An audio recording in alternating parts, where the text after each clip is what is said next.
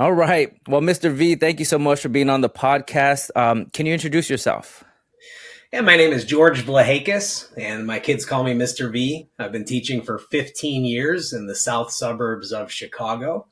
I'm a history teacher, mostly world history, and I went from having zero classroom management to being known as the classroom management teacher in my school. That's right. That's right. And speaking of that, that's how I saw you on TikTok. Scrolling through TikTok, I type in classroom management, and I see one of your videos. Actually, I just want to compliment you on your logo. I like that little yellow with a cup, hot coffee or whatever you have right there. It says Mr. V. Great logo. Got my attention. But you have this hand signaling procedure, right? Can you explain that a little bit? Just the hand signaling procedure. Sure. So I didn't invent that. That's totally Harry Wong sort of classroom management procedures. But my kids are up and walking around the room. And so I don't know, when I was in school, we did the same thing. We just got up and walked around the room, but I wouldn't go in front of the teacher while they were talking, and we didn't fight on the way up to the pencil sharpener. So I found with my kids, when they were up moving, we were having some bad behavior on the way up to the sharpener, on the way back. I mean, I'm talking about like melee sort of fights, like creating an unsafe environment in my room. And, I didn't know that the movement or allowing them to move like that was causing it. I'm just like, why are these kids fighting? Do they have manners? What's the deal with this? Why don't the parents, teach them not to act like that? Yeah. So I did get sent to a Harry Wong workshop because they were trying to fire me. I was in my first year of teaching, and, they have to send you to professional development so they can say they tried to help you with that thing. And so every administrator can diagnose poor classroom management, and teachers too that came in and saw my room. And you can see good classroom management too. It's easy to diagnose. But as for what actually makes it good, no one could ever tell me. I get sent to this Harry Wong workshop, and there's just hundreds of female teachers because he's mostly elementary school. Yeah. And I'm like, I didn't ever even heard of this guy in my life. And, he comes on the stage, he's pretty small. And I mean, people are going wild like he's like the Beatles or Jesus or something, trying to touch his suit. Yeah. If you touch him, you get his skills. Is that what it is? He'll cure your education problems. Yeah. And so, he's talking about the hand signals and teaching kids how to behave in the class. And so, you know what? I'm like, this is hogwash. This is never going to work with 16-year-olds, 14-year-olds. They're too old. But I'm going to apply everything this guy is saying, and then they can't fire me because they're still going to be fighting in the room, even if I'm doing the hand signals and all these other things. So the first thing I implemented when I get back from winter break after going to that conference is the hand signals and greeting students at the door and like passing in papers. Like I hone in on these like 3 or 4 different procedures, and 2 to sharpen, 3 to pee, 4 to blow your nose, right? And so the kid has to put their fingers up if they want to sharpen their pencil. And I can just keep teaching the class and go like this, or I can just go like that. It means wait a minute until I'm done talking. What I found, it was a complete game changer. So I didn't have any of those difficult behaviors on the way up to the sharpener. I could control the traffic like a stoplight. Yeah. So I wouldn't have 3 kids up at a time. And I found that as they carried out the movement, we're not having deviant behavior. It's almost like me giving them the permission to make the movement. I don't know if it helps them regulate their behavior. Yeah. I'm not a psychology person. I'm just implementing this procedure, and I found that I didn't have those fights in my classroom anymore. I didn't have the interruptions. So some kids are, they're wanting to sharpen their pencil or go to the bathroom. They want attention. Can I pee? They ask me in the middle of the class. Now it's just efficient. It's the fastest way for a kid to sharpen a pencil. They go like this. I wave them up. We don't have to worry about anything. I think I have less kids up. So because they have to kind of think, I want to sharpen my pencil, and then they have to wait for me to signal, you're just going to, that friction creates less movement in the room, which overall is a good thing. And so I find that was a game changer for me. Just completely changed the room. And that's something you can implement. You don't have to have a great personality. You don't have to have a great understanding about behavior. You don't have to love the kids, Yeah. develop relationships, because you can't develop relationships with kids if they're rolling around on the floor fighting in your room. That's right. So, especially with a personality like mine, I was never able to make those connections right away with my kids. It takes a little time for them to get to know me. And Hmm. so that movement procedure kind of solved that for me. So you run your whole classroom management system based on 3 signals. Is it 3 signals only? Yeah, so I have 2 to sharpen, 3 to go to the bathroom, and bathroom covers anything you need to leave my room for. So I have Yeah. a bathroom pass, 1 at a time. That's a school rule. So they need to talk to a coach. They need to go to the bathroom. They need to go for a walk. They need to go talk to their friend in the hallway. Yeah. Anything they want to, no questions asked. Unlimited bathroom breaks. Just give me the signal. I wave you on. And yeah, that's the 3. And then 4 is to blow. So blow your Okay. nose. Blowing your nose covers more than that. If they need to move anywhere toward the Kleenex or the garbage can, if they need to just temporarily step outside my door. So not walk down the hallway. I have a water fountain right by my door. So the 4 Yeah. allows them to take a Kleenex, pretend like they're blowing their nose, and then get a drink of water, maybe send a text message. It's the cheat code for the kids. Like in an academic setting, we're not texting in class, but if your mom is blowing up your phone, just go blow your nose in the hallway. And Yeah. then when admin sees them on their phone, well, I just say, no, they were just blowing their nose. I don't That's know right. anything about that. So that allows them to move around the room. Pretty much anything they need can be accomplished with those hand signals. Yeah. And you know what? And in a way, when I hear you talk about it, I feel like it also builds a relationship, right? Because if I know if I put up a 4 and you say go ahead and do whatever you got to do, I'm gonna pull out my phone and I'm gonna go do what I have to do outside the classroom. And me and you we have an understanding. We have understanding that 4 just means for me to get up and do whatever I have to do. Step outside, text who I have to text, call who I have to call, come back, pretend like I throw away a napkin or not, and go back to my seat. And me, when I think about that, I'm like, okay, my teacher gets me, and we get each other. So I think in a way that definitely builds relationship, in a subtle. It's a great way to build relationship. I feel like when I think about building relationship with students, I'm never this friendly, happy kind of guy. Like I could keep a straight face, a serious face, like a real serious face, straight face. So when I try to build a relationship with my kids I work with, I'm assistant principal. Um, I'm always straight faced. I'm never really smiley, and it's all about me keeping them safe. So if I could keep them safe, then I know that we have a good relationship because you trust me, you trust that I'll keep you safe, and so in a way that's one of the baselines of building a relationship with the students, and I feel like you're building that trust with your students. Right. Yeah, Yeah. I agree. Yeah, so it's pretty good. So like I saw this comment that somebody gave you. What happens when they yeah, you know what I'm gonna say, right? What happens No, I don't know what you're going to say, but I get a when lot they of comments. So yeah, you get a lot of comments. I know, and you respond to almost all of them. It seems like, pretty but much, like yeah. it says something like, what happens when they don't follow your hand signals and they forget the procedure and they get up and they just forget to put up a 2, right? Right. What do you do with that? So they Yeah. don't put up a 4 to blow their nose, or whatever. They just get up and they do whatever they want to do. They just do it. What do you do Yeah, with that? so 90% are going to comply because Yeah, kids want to please. They want to know how to do the right thing, and so they're going to just do the right thing. But then you're going to have 3 or 4 in your class of 30 that are going to maybe just get up and walk around, even after you kind of go through the training on it. And so I don't treat it like it's a discipline issue because it's not. So for me, walking around the room, it's not a crime.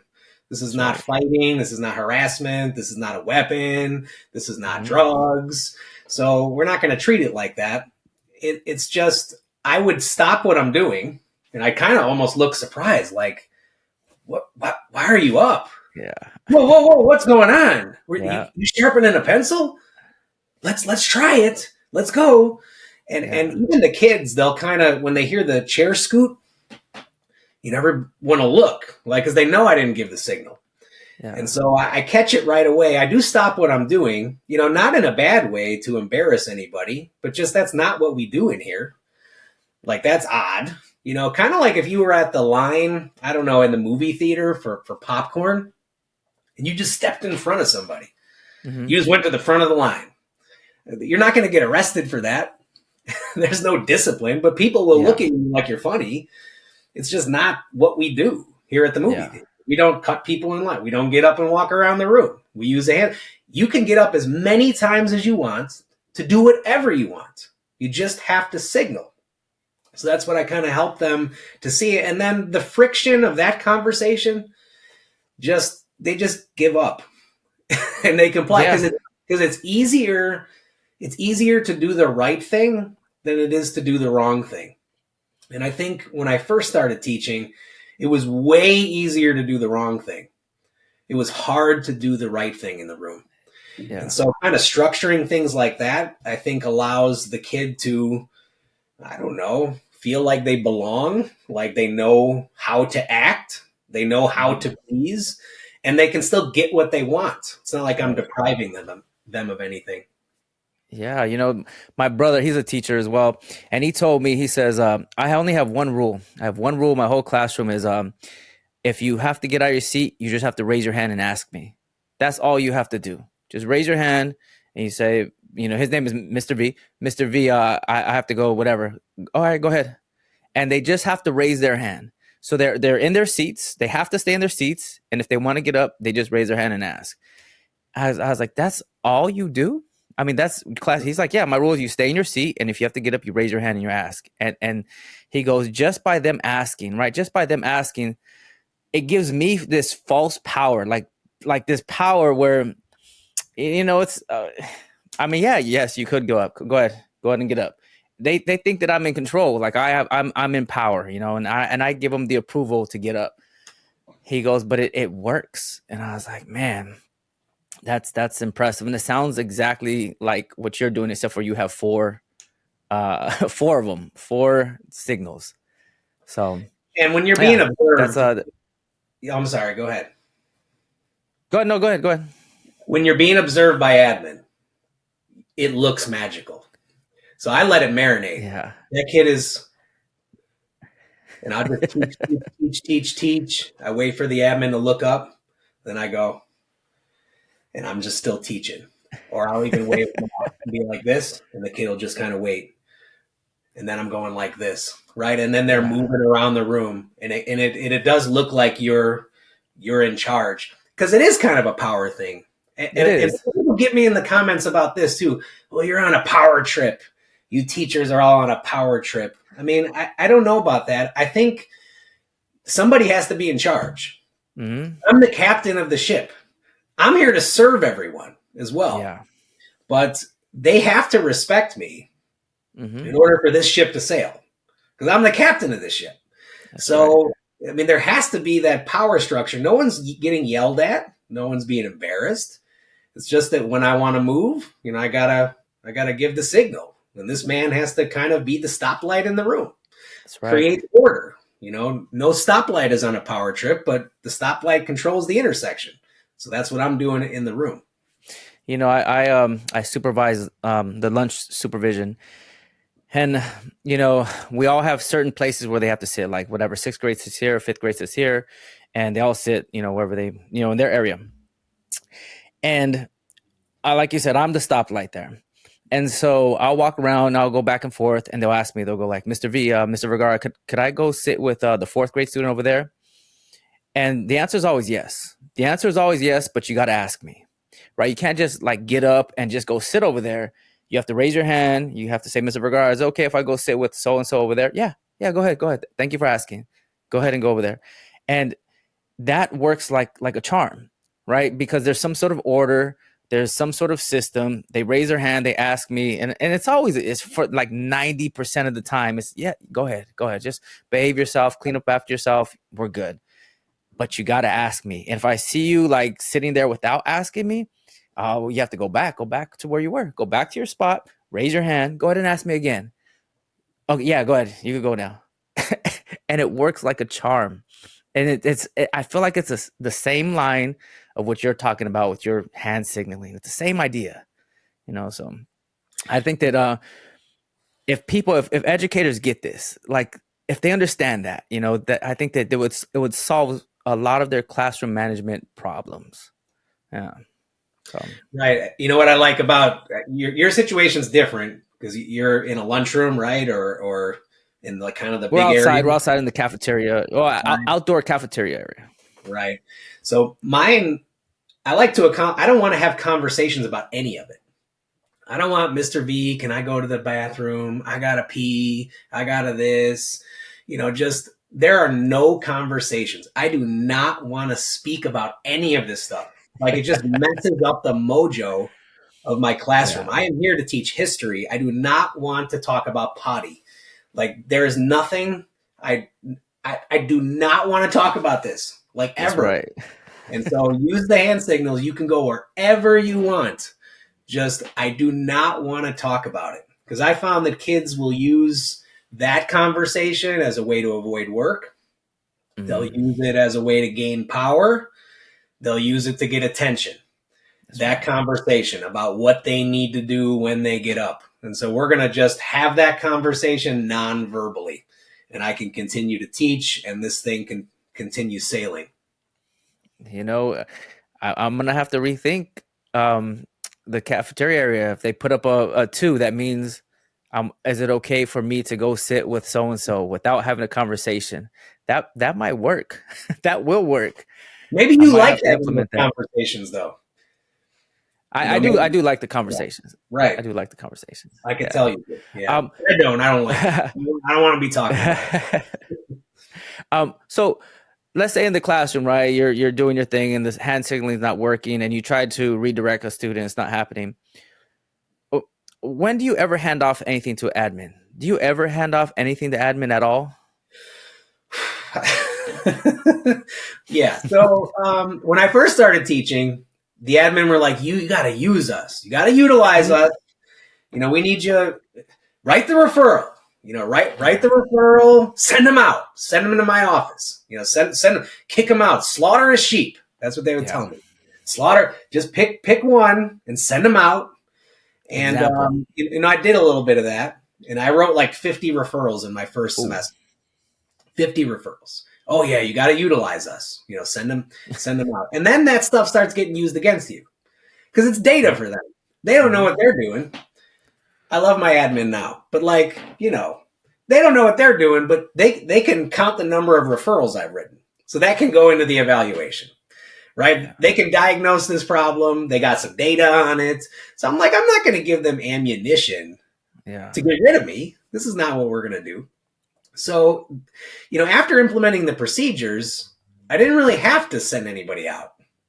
Because when you teach kids how to walk into a room, how to sit in a chair, how to pass in, pass out papers, how to sharpen a pencil, how to blow their nose, how to knock on a door, how to be tardy. How should you be tardy? Like in all of those transition moments when the behavior would go off the rails and we would have serious, difficult behavior, like that's not happening anymore. And so I would say I haven't written a referral in 7 or 8 years. Yeah.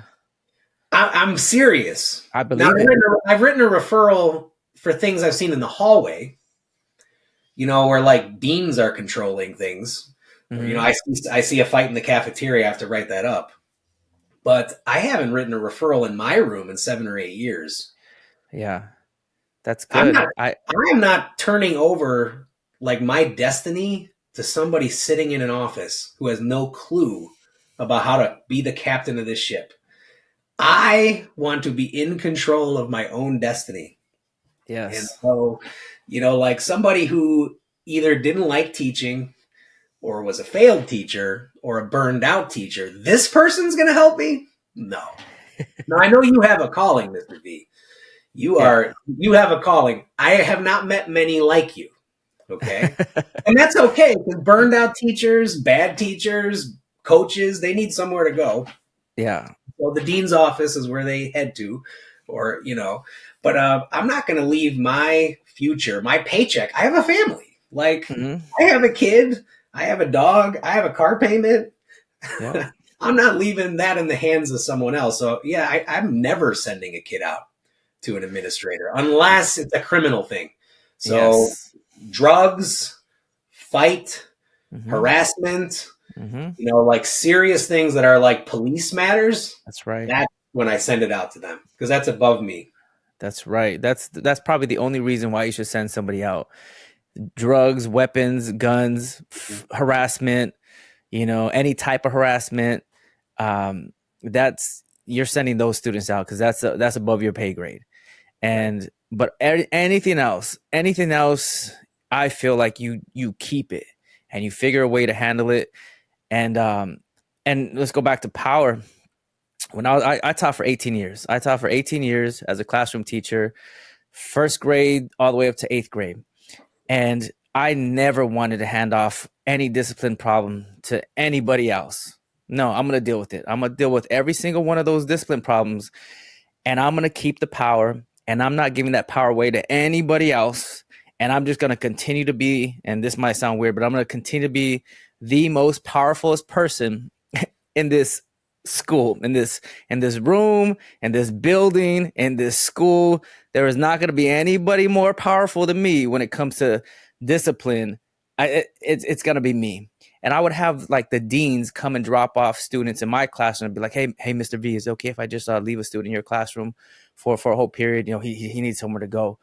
And I'm like, yeah, go ahead. Have him sit in the back. And he'd sit in the back, and I just walk over them, be like, hey, you good? You all right? He's like, yeah, I'm good. I'm good. I'm like, all right, man, let me know if you need anything. And I just walk away. And I never wanted to give my power to anybody else. And I say these things like I'll say it's easy to say it as a teacher. If I'm a teacher and I say this as a teacher, teachers understand. They're like, yes, you're right. If I say that as an admin, if I say, hey, don't give your power to me. Don't give your power to me because I'm going to take it. I'm going to take your power, and I am going to be more powerful than you in your own classroom. Do not do that. If I say these things to somebody, a teacher, they're like, oh, no, I can't take that from you. You're an admin and I can't. You're just trying to, I don't know, like they just don't take it well. But as an admin, right, as an assistant principal, I'm looking to be the most powerfulest person in the school, right?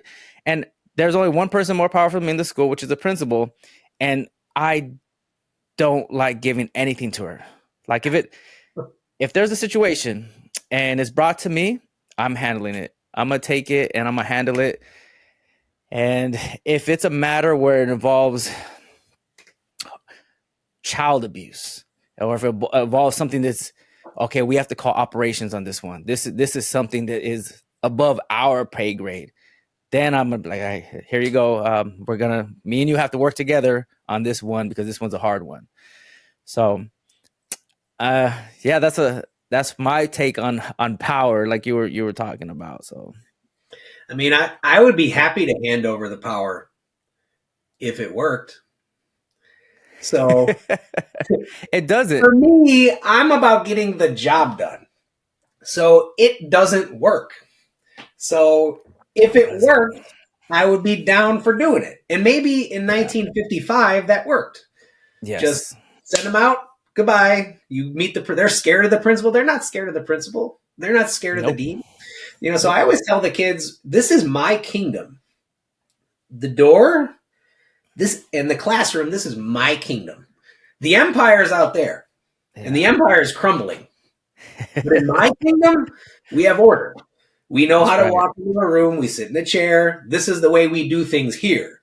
When you walk out, you do things however you want. But in here, this is the way we're doing things. Yeah. Yeah, I would do it if it worked. I just found that it didn't work, so I'm not going to do it. Yeah. And I feel like it. If I get sent something, hopefully it's because of those things we talked about. it's a serious matter where it might be considered a criminal offense. Then then okay, let me deal with that. If I have to contact school police, I'm gonna contact school police. If I have to set up that parent meeting, I'm gonna go ahead and set up that parent meeting. We're gonna sit and talk and figure this out. If I have to, gather the crisis team because of some of the things that you're saying, well, we're gonna have to gather the crisis team and call some people to make sure that everything's safe. But if I get sent, he's out of his seat. He's out of his seat and he doesn't want to go back and sit down. Okay, you gave me that. You gave me out of his seat. Now I'm gonna go into the classroom and now he's only gonna listen to me now. I'm gonna go in there, I'm gonna talk to him, pull him out. He's gonna listen to me. Every time I go in the classroom, he'll see me, he'll go back and see. But when I leave the classroom, guess what? He's gonna be out of his seat. And I'm not in your classroom 20, whatever, 5 hours out of 6 hours. You're in there and you would have to figure this out. And maybe that hand signaling, I hope that people watch this one and see this hand signaling process that you have, because I feel like it works like a charm. When I think about it, I've never used it, but when I think about it, when I see your videos, I'm like, this is good stuff. This is really good stuff. And I hope that people see that. But you're right. It doesn't work. It doesn't work. No. Right. Yeah. So, So I like like with your yeah, I was just going to go ahead, say go ahead. when it comes to the hand signals, elementary school teachers have always known this. So this is nothing new for elementary, but I just say, like, as a high school teacher, and I do have a lot of high school teachers, I think, that follow me, whether it be on TikTok or Instagram. We were never taught this stuff, and I went to a decent school, and we were never taught these kind of procedures. And then you're thinking, with a 16-year-old, they don't need this. They should sit in their chair. You start getting into that. They should know this. They should already be doing this. They should. Their parents, and that's just not the reality. That's not the situation on the ground. And so then we Yeah. have to deal with it. If I have to go back to, like, being, because they're 8 years old in some ways, I can sit here and whine about how their parents didn't teach them to sit in a chair. I mean, I know I teach my son to sit in a chair. Yeah. Something we talk about, but not everybody's parents maybe taught them that. So we got to go back to 9 years old. We're going to do that. Same way if they don't know something with history, I'm not going to, well, they should know about Napoleon. No, I mean, they don't know about Napoleon. It's my job to teach them about Napoleon. If they can't sit in a chair and it's stopping me from getting my job done, I got to teach them how to sit in a chair. I mean, I even teach them what is the ready position in a classroom? What does that look like? Are we slouching? What does it look like when you're sitting in your chair? How should you hold a pencil? What does it look like to be academic? Like, I train them with that too. Because Yeah. I That's don't good. think we were ever taught that. Yeah. You have made this comment. You said the empire is crumbling. The empire is crumbling. What do you mean by that? How is the empire crumbling? Well, I mean, if you're, and maybe not everyone's empire is crumbling. I just feel I, like I, mhm. I feel Go like in ahead. a lot of buildings we're seeing difficult behavior. It's out of Yeah. control. Yes. You can see videos of it online, but I live it. There are melee fights Yeah. on a daily basis where I teach. At 7:30 in the morning. I mean, there was one day I had 17 fights in the building, just Wow. different fights all over the building. So, like, I feel like the empire is crumbling. I don't know Yeah. what the problem is. I don't know where. I'm not smart enough to figure out why this is crumbling. I just know in my kingdom, it can't be like that. That's right. And I'd love to be the emperor in control of the empire, but for now, I'm just the king of this little kingdom. So Yeah, that when you say the empire is crumbling, that I agree with you. The empire is crumbling. I was a dean of students for 3 years, and I saw you see everything. You see it all. You see all the fights. You see all the drama. You see all of the harassment, all types of harassment. You see the drugs. Um, and I was, it was like such a shock to me because in my kingdom that wasn't happening. And when I was a classroom teacher in my room, we were good. we're fine. You know, like you hear about other things, but you're not outside the classroom, so you don't really see it all the time. Right. And then you get outside the classroom. And now I worked at a K through 12 high school, kindergarten to school, and I saw it. I saw it all, and it did seem like the kingdom was crumbling. And you do see videos now of fights and drugs, and it's just ridiculous. People not wanting the cell phone usage. Um, yeah, I agree with you. The kingdom does feel like it's crumbling, and like you were saying, I'm not smart enough to figure out why. But at my little tiny school, being the second in command there, we're trying to hold it together as best as we could, trying to hold it together as best as we could and not be affected by all this other nonsense that's going on in the world. So, yeah, Right. For praise the 45 Lord. minutes, I know I can give my kids safety and stability, and they can see that behaving is actually fun. And it allows you to get things done and build relationships in Yeah, a different way than they're used to. So it's not the whole day, but I can give them 45 minutes per day, yeah, yeah. which I think makes a difference for kids. I think so as well. You do a lot of creative things. I've seen some of your videos. You do a lot of creative things to get students, I don't know, to build relationship, to incentivize them. You had this mustache attendance challenge, right? I thought it was brilliant. Where you grew your mustache out and then you shave it. A classroom gets. Can you explain that, your mustache attendance challenge? Yeah, so every year I would grow my mustache in November, like the Movember thing. So I always kind of did that Yeah, just to test my manhood. I don't grow a great mustache. And so yeah, it was kind of a funny thing. The kids would make funny because the moment you change your personal appearance, the kids are all upset. So yeah. if I can have their attention in any way, I'm trying to get it. So I grow my mustache out. So I thought I have kids, I mean, they are tardy. Like I have kids that are tardy 50 times a semester. Yep. There's no consequences for tardy where I work. Hmm. So kid can be tardy as many times as they want. Deans do nothing. The admin does nothing, right? So I have to figure out a way to get them to my room because I can't score if you don't pass me the ball.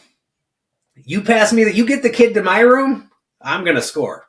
That's But if right. they're not in my room, then I can't do anything. So I was like, yeah, I'll just do this attendance challenge. At the end of the month, I kind of shave my mustache anyway. Let's turn it into an event. And the class Yeah. that has the highest like attendance rate or tardy rate, they can see me shave it off live in person. And I thought this is not going to work, but it might look good. Like I can log it as an intervention, right? Yeah. No. No, Yeah. like, it's something I tried. It didn't Yep. work. Sure enough, 15-year-olds are now coming to class That's right. because they want to see me shave my mustache. And I'm Yep. doing sticker charts like they're 5 years old, and it's like, oh, you're on time, sticker, sticker, sticker. I let them put the sticker on the chart and, whatever class has the most stickers. And, I teach 17-year-olds. I have juniors. Yeah. And we're motivated by sticker charts but I found that it worked. Like it would improve the attendance. Like I would cut it down. Like it would be 40% tardy. I could get it down to like 15, Yeah. 20% tardy. It's awesome. Which I mean is you're getting 5, 6, 7 kids to class every day who otherwise wouldn't be there. Now I can do something with that. And so yeah, at the Yeah. end of the month I would shave it off in front of them. They loved it. Like of course I would videotape it and then every class could see it. I don't think they see many dudes shaving No. either. Yeah. I mean, No. a lot of my students don't maybe have a dad in their life. Yeah. And then men in general are not shaving these days. Everyone's looking kind of, you Yeah. know, beards and everything. So like they were really into like how do you shave, with a razor. And I've been doing that for a few years now, and I found that it worked. Yeah. It's all about, again, it's going to go back to relationship for me. If I'm sitting in that classroom and my teacher's like, "Hey, I'm gonna grow my mustache, and if you guys show up on time, you might be the class to see my mustache get shaved." And then I'll be like, "Oh wow," like I would love to see that, and then it would there would be some sort of connection, and every day I'd want to come so that we could get those stickers. And I would really want to see you shave your mustache. Like, I can't wait to see my teacher shave his mustache. And when you posted that, I was like, that's brilliant. That's brilliant. And there are times when I grow out my mustache. Let's say it's like 2 days. 2 days I haven't shaved. The kids are like, Mr. Vergara, you have a mustache? Like, you have a. I'm like, yeah, I do have a mustache. And they're so intrigued by me growing facial hair, just Right. anything. They're like, "Oh, what? What's going on here?"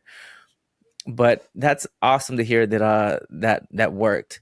It brought down tardiness. That's pretty cool. You mentioned consequences right now. What's your take on consequences? What do they work in high school? I don't is know. there such thing as consequences in high school? I don't know. It's not being tried. So as for whether it works, I don't know. Consequences are there's natural consequences. So like Yes. if you're not on time, you didn't get to see me shave my mustache. You lose Yes. out because it was really cool and you missed out on that. You didn't get the sticker. That's the consequence. And you see them walking down the hallway and they're looking at the sticker chart. It's like, I don't got stickers. And so there's natural consequences. But yeah, I don't think, obviously, laws have changed and we can't just throw kids out of school because Yeah. they're walking around the room. We can't throw kids out of school, when maybe they should because they're being dangerous in school. Hmm. And then you understand the reasons for that. So, like, we're in this situation because of we weren't treating kids properly. So, like, I understand it. I don't know how to solve it. But, in my room, I'm not writing detentions or referrals or anything like that. The consequences are natural for Yeah. me. So, I do call home. That's something that I do. It's kind of, that's kind of a last resort too. I have older kids, so we try to handle our business in the room. I don't Yeah. want to get your mama involved. We don't have to. I mean, you don't want to call my mom if you need a paper Yes. graded. Let's keep our moms like out of it. The moms are busy enough. But I will call a That's parent. right. I mean, that I'll talk to a girlfriend, a boyfriend. I'll find the coach. I'll find the teacher they like. I'm gonna whatever the carrot is, I'm gonna find it. Yeah. And that's for the kids with the difficult behavior. 99% comply. But there's Yes. always that one that is just not gonna. And now I gotta search for the carrot, whatever it is. They obviously don't like me. Maybe they don't relate to me. If it's we're 3 months into the year and they're still doing those behaviors. But I'm gonna find it. And it's not a dean and it's not a consequence like a suspension or a detention. Yeah. Yeah. I when I was a dean, I would say stuff like you're saying. Like, I would say, "Hey man, you don't want me to call your mom. We can handle this here. Like, I don't have to call your mom if we don't have to, right? You could go ahead and just go back to the classroom and be in your seat, right? All right, cool. Go ahead and be in your seat. If you're in your seat for the whole period, I'm good. I don't have to call your mom. We're good." Stuff like that, because they are older and you could reason with them. Mhm. It's so much easier to reason with them. Um, when I went to, I'm an assistant principal at an elementary school. I got kindergartners. And I can't use that. I can't use, "Hey, look at you don't want me to." They're looking at me strange. I can't use that line. So it's a whole different ball game. It's a whole different ball game. But consequences are tricky. Consequences in today's society in 2024, it's it's hard to assign a consequence to somebody. In California, they passed a law where you're not supposed to bench people or they get their full something like that, and it's I don't know. It's just tough. It's tough assigning consequences. And I found that if I build relationship with students, then 90% of them will comply. I just have to talk to them. I just have to talk to them. We have a relationship. I talk to you. Maybe you sit down for a few minutes and then you're good and you could go back and play or you could do whatever you got to do. But most of them comply because I have a good relationship with them. Right. If I've seen people with poor relationships try to enforce something and students will walk away from them. They won't listen to them. They'll just it's a problem. And I feel like a lot of behavior problems could be resolved with just having a good relationship with somebody, a good relationship with the kids. Um, and I feel like that's one of my callings, one of the things that I feel like I'm pretty decent at. Um, yeah. Mr. V, I got another question for you, man. Student apathy. How bad it is in high school? Yeah, I mean, How bad is it? I've been doing this for 15 years, and like when I first started, I thought we had an apathy problem. Now it's I just feel like after COVID, it's just on another level. I Yeah. think people realize school is really not serving their interests.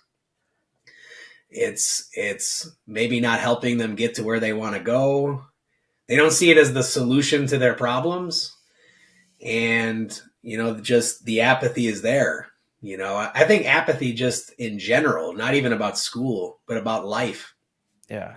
And that may be a bigger cultural or social issue we have going on. And so therein lies the problem for the teacher, for me, because I have to get them motivated to do my job. Hmm. So we're going to have to find some motivation. Um, whatever that is, I do raffles, shave a mustache. I mean, it starts off extrinsic, and then you can Hmm. tap into the intrinsic, Yeah. and hopefully kind of build that community of learners.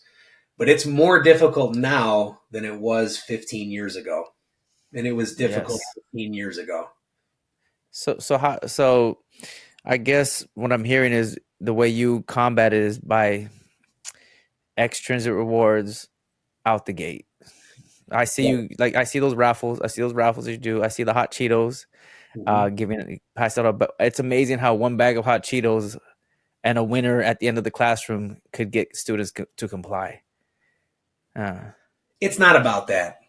So people get upset that I give away the hot Cheetos, and I do joke about it. Like, oh, this is why I have great classroom management. I'm carrying in, goldfish and flaming I've hots, seen right? it. Yeah. But I'm going to tell you, it's currently January. I haven't been doing the raffle since October. Yeah. Eventually, you just stop doing it Hmm. because they're complying. So I'm not out here. I'm not Mother Teresa. I'm not giving them food because I really love them and want to feed them. And I am trying to get this job done. And if that, we're all like this as humans, like we need something to motivate us before we can find the motivation in ourselves. And then that Yeah. has to come from outside, maybe. So it might be that bag of Flamin' Hots, but in the end, it's really not about that. It's about the approval that I would give when putting the raffle ticket on the desk. Why is Johnny getting one? What I want one. Like I want this man to like me. That's kind of what it starts boiling down to, and then you can remove the prize, and they can just see that I'm liking what they're doing, and I do compliment them all the time. So it's just like that reinforcement. Thank you for sitting in your chair. Oh my gosh, thank you so much for being on time. Great knock on the door. Will you sharpen that pencil? You took a great route back to your seat, just the way we taught it. Yeah. Oh, you turned in your assignment. Thank you so much. You passed the papers in so well. I love the way you just put it in the inbox. Great. So like giving them those compliments, that never stops. Yeah. The raffle tickets stop and the hot flaming, it stopped. But and sometimes you have to do it a little longer. They might not master it by October, and I'm Yeah. doing it into November, December. But Yeah. and I found the past couple of years I've been doing my little system, we just remove that. It's like a crutch. You don't want your patient to be on crutches forever, but the crutch serves a purpose until you get strong enough where you can walk. So if you can't sit in a chair or scream or stop screaming in class or whatever it is, banging on the door, ripping on the, if we can't do that, then we need some motivation to do that. And the raffle ticket has done that for me. Yeah. Yeah. Yes. Um, teacher burnout. How do you not burn out? You personally, how do you keep how you're in there for you've been 15-year classroom teacher, right? You always see teachers quitting, teacher quit talk. How do you personally uh not burn out? I don't know that I'm the person you want to be asking this Oh, I to. do. I do want to ask you. Are you on Um, that edge? Are you ready to quit? I'm always on that edge. I mean, I'm not ready to quit. Okay. I'm too deep in the game at this point. Yeah. And this is kind of, I know I'm good at this, so I don't want to quit. And I like it. Like the good parts of it outweigh the bad parts for me. For me, the good outweighs the bad. But like I get to breaking points before every Christmas break, before the summer break. Like I'm out of my mind. I'm an introverted person. At Hmm. a party, I'm sitting in the corner. I'm not talking to Yeah. anybody. Like I don't want to be the center of attention. Like, I Yeah. mean, I know how to be, but I have to become that. Yeah. I don't want to do this. Like, I don't want to. I didn't envision myself being a teacher like that. It's what I have to do to get the job done is to have like a big personality. Maybe it's just with the students that I have too. They require that. And so Hmm. I do feel like I'm drained out. I'm like a drink that's been poured out. And then I got to find ways to refill my cup. And so for me, working out has helped. I mean, Yeah. I lost my health. This job, I lost all my hair. That's probably genetic, but I like to say it happened a little quicker because of the stress. And I just would eat my feelings, you know, too much root beer, too much chips, too much. I would just come home and eat, and Yeah. I can't do that. So working out 4 or 5 times a week, getting up at 4:15 in the morning, that's been an outlet for me to not burn out. Certainly my family helps me. They're my biggest backers, my It's wife good. and my kid. And yeah, and then maybe the weekends, I don't do schoolwork on the weekends anymore. Yeah.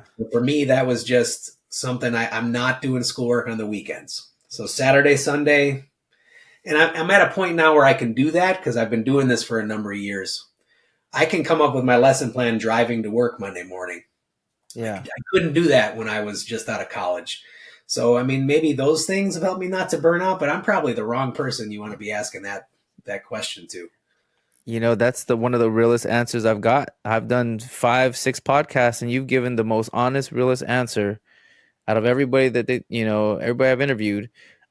Your answer has been the most honest. I think people need to hear honesty because it's rough. It's rough out there. Like I'm 46 years old. I taught 18 years, 3 years. It's been what, 6 years out of the classroom. When you get out of the classroom, when I was the 18 years of me teaching, I loved it. I loved being a teacher. It was great. You're popular. Kids like you. When I got out of the classroom, that's when everybody disliked me. Like from Right. going from like one of the more popular teachers and then becoming the dean and everybody hates you and nobody wants to be around you and the teachers don't really trust you because you're like this in-between admin where you're not an admin, you can't really tell them what to do, you're the dean, and you're not a classroom teacher, you kind of report back to the admin, so we can't really trust you, so you're just kind of out there, you're just there. Middle um, management. that was a difficult situation. That was a real difficult situation. And then you eat lunch alone. Everything's just like nobody wants to be around you. Then become an assistant principal, and it's lonely. It's lonely right there. So just having to not burn out, that's tough, man. For me. Even the way I look at it, I'm 46. If I could retire by 56, that would be great. That's like a dream. If I could retire at 10 years from now, 56, be done. That would be great. Um, and what keeps me from not burning out, like, is working out. I do work out. I wake up at 4:15. I work out. I run. I hit the gym. So it's like run, gym, run, gym. I alternate, every single day. I try to eat healthy as best I can. It's a little difficult, especially work at a school. It's difficult eating healthy. There's always snacks. There's always cookies. There's always something at the school. So I'm gonna go ahead and eat it. If I eat it. I need to avoid it, but I eat it. And then coming home, I creating content. I come home, I create content, and creating content kind of helps me out. I feel it helps, but that creative side that I have. I'm an introvert as well. I could I could not talk. I could be sitting down, like you said, at a party and not talk. I get exhausted when I'm around people. So if I'm around a group of people, I'm at a party. Once the party's done, man, Me I feel too. good. I don't have energy. I'm done. I'm cooked.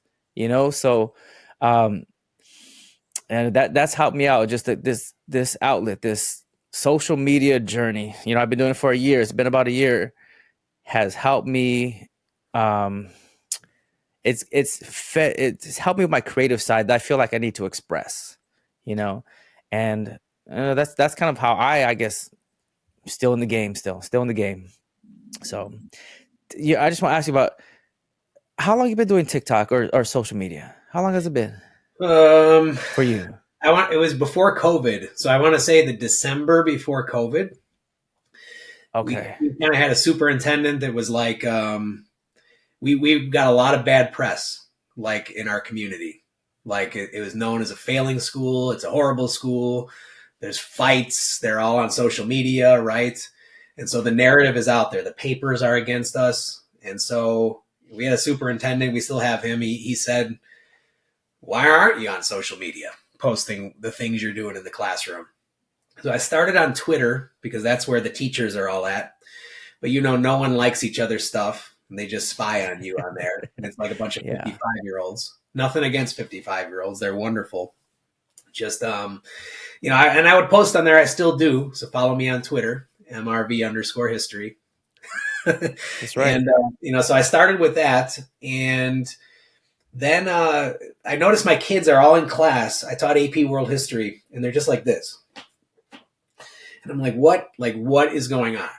And so I'm noticing that, but they're not reading the textbook. Like, I can't get these kids to read. And so I'm like, we don't like reading. What do you like to do? And they go, we like TikTok. I'm like, okay. So I download the app in class, and I was like, I bet I could go in your world and do what you do. I bet I could learn. I bet I could fake it. I bet I could learn how to do it. And I could probably get good at it, even though it's not what I want to do and it's not what I'm good at. So I remember making my first one in class. I said something into the camera and posted it, and everybody thought it was a joke. Okay. Mm-hmm. And my first one that went viral was it was me shooting a basketball into the hoop that was in my room. Yeah. Like, if I make it, you get homework, sort of a I've seen thing. that. Yeah. And it exploded. Right. And so I was like, look, I can go in your world. I could be like you for a few minutes, like a day. Can you just come into my world? Can you read the textbook and learn about some history here? Could you do your assignments? If I can go into your world and succeed, you got to try to come into mine. So it was a way for me to relate to the students. Certainly it built my kids knew me before they show up to my class. The brand has been built. So just like Nike doesn't have to knock on your door and try to sell you a shoe. You go to the store, you know what Nikes are. When my freshmen come to my class, they already know who I am. Yeah.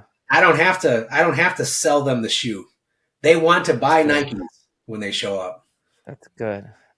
Yeah, that's good. I like that. So do you prepare? Do you write content? Do you plan, or you just pull out that camera and you just talk? I just pull out and talk. Yeah. I'm not, Yeah. I mean, I consume to a certain extent to see what's going on. I definitely look at my comments to see what's going on, to see how people are reacting to what I'm saying. I try to make funny stuff. I do target the kids. I run commercials. If I want kids to be on time, I'm running commercials because that's what they're on. They're on their phone. Yeah. I want to be where they're at. If they were reading the newspaper, I'd want to be in the newspaper. If they were reading books, I'd want to write a book. If they're watching TV, I'd try to get on TV. But if they're on this device, then I'm going to get on that device. And then they're seeing my message. So I do target the kids with that. Yeah. And I think of teachers who maybe like me were struggling. What would I want to know? So I just put out stuff that's worked for me. I'm not sure it's the best stuff. I'm not sure it's not, I don't know if it's backed by data or research. These are just things that have worked for me Yeah. They might work for you if you have students with difficult behavior and maybe you don't have the first clue about classroom management. This is what I would have wanted to know when I was 24 and started teaching. Yeah. Yeah. I like that how you said there's small commercials for your students. Mhm. When I first started making content, there were small commercials for my kids, for my own kids. Like I wanted my kids to see that their dad was about this. Like I'm talking about teaching, but I need you to be a good person. I need you to know about empathy. I need you to know about love. I need you to know about motivation and perseverance and tenacity. I need you to see these things. And if it takes me to open up some sort of account and post about tenacity and perseverance and not giving up and, then I'm going to do it. I'm going to do it. And so that's what started it for me and I still do. Like when I post, like, especially on Instagram, I'll post like my stories. I'm praying that my kids see it. I hope that my own kids see the stuff that I post. Like, yeah, I should work out. Yeah, I should go to the gym. Yeah, I should take care of my health. Yeah, I should do these things, because if dad's doing it, then maybe I should be doing it too. So that's how it started for me when I did this whole and it's been a year. So yeah. Um, last question here. What are 3 tips that you could give to future teachers? 3 tips. Oh boy. First of all, I love it. Oh boy, I love it. and I'm just going to make this up. I didn't even prepare. Make it So up. Make it I'm up. going It's to the make it up. Here best. we go. Okay. So first thing is you need to have classroom procedures. You need to think, you need to have procedures for those behaviors that are difficult and train the kids how to behave. Spend the 2 weeks at the beginning of the year and do it. And it's hard for new Yeah. teachers. They expect you to be doing biology on day 2, learning about Mm-hmm. cells. Maybe you got to work it in there. Like any content I'm doing in the first couple weeks, I am not even doing the content. It is about training behavior. So I would say Yeah. have classroom procedures and start small. Don't have 80 different procedures. Hand signals, greeting at the door is of primary importance. Controlling your doorway, especially if you have crazy behaviors in the hallway, like controlling the doorway, and then pick 1 or 2 other behaviors that disrupt learning in your room and come up with a procedure for that. So having procedures. I would say number 2 is I would for sure have an outlet, something that you do outside of school that has nothing to do with school. Like I wish I would have worked out earlier on. Yeah. I would just come home and I would stew in school all night long and all weekend long. And I would just drive myself to the point of mental breakdown for sure. So, I wish I would have taken care of myself a little better. And if I would have started that earlier on, I think I'd be in a better place. So that's my number 2 tip. My number 3 tip would be yourself. So kids will appreciate you for who you are. You don't have to be like your colleagues. I'm not super academic, so I'm not. If I was really smart, I'd be a historian. And then again, I'm not a football coach out here. Like I'm 5'7" and I'm not a yeller. And I think there were times when I tried to be something I was not. Yeah. And the kids will just appreciate you for who you are. Even if they don't at first, they'll appreciate that you're genuinely you. And so, the procedures allow them to get to know you. So I'm not the basketball coach. So they're not interested in knowing me. But if we have an orderly room, then they can get to know me and I can get to know them. And they can eventually appreciate my personality and I can appreciate theirs. I just wish I would have been more myself and not trying to be like somebody else when I first started teaching. Yeah. Mr. V, thank you for those 3 tips. Mr. V, where could people find you? Where could people find you? They can find me on Twitter and Instagram and TikTok, MRV_history on all three of those platforms. Perfect. Follow me on the gram because the kids say my gram game is weak. Yeah. And, only good looking people succeed on Instagram. So follow me on the gram. You can see my daily workouts. Yeah. Yeah, but definitely follow me on Instagram. That's where the kids make fun of me. I don't have enough followers on there. Yeah. Mr. V, thank you so much for spending time here at the Difficult Student Podcast. I greatly appreciate your presence. Thank you so much. Thank you for having me on, and keep up the good work that you're doing. I enjoy your content so much. And, there's not a lot of classroom management content that I really appreciate, but I never scroll through one of your videos. Like, I'm watching till the end. So thank you. I appreciate that. Thank you so much.